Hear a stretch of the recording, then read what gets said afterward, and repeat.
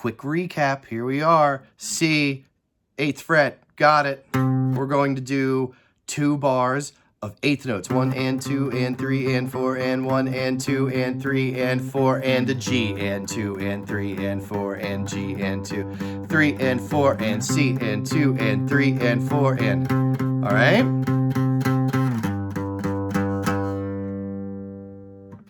Let's add the power chord.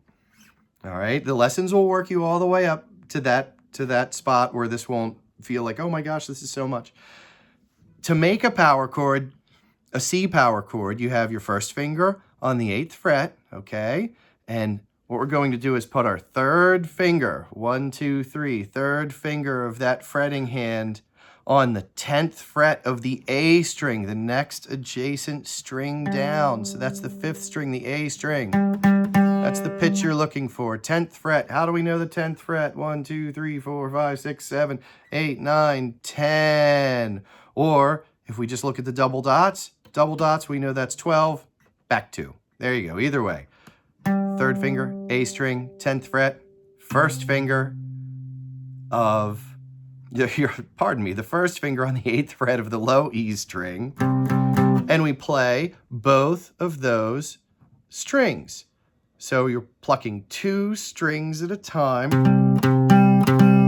but simultaneously instead of 2 individual notes, which you can to get used to it. Make sure your fingers are sounding good. Make sure the tones are crisp and clear, but we're playing them at the same time. Now, that's basically rock and roll. The power chord is the foundation of most rock and, well, I can't say most rock and roll, but it's a bedrock. People use it all the time. And I'm sure as you get used to moving these power chords around, you'll say, oh yeah, that sounds like a million songs. Yes, it does. And this can seriously get you through.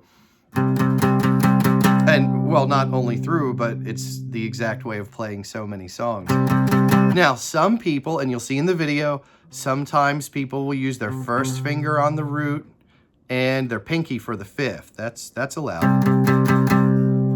Mostly, well, I alternate, honestly.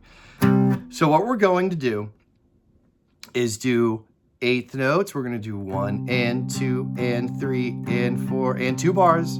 2 and 3 and 4 and G and 2 and 3 and power chords. And 3 and 4 and. If this doesn't come naturally, remember in the lessons we'll build up all of the strength we need in the fingers. So this is a whole lot at once. And we have C to G.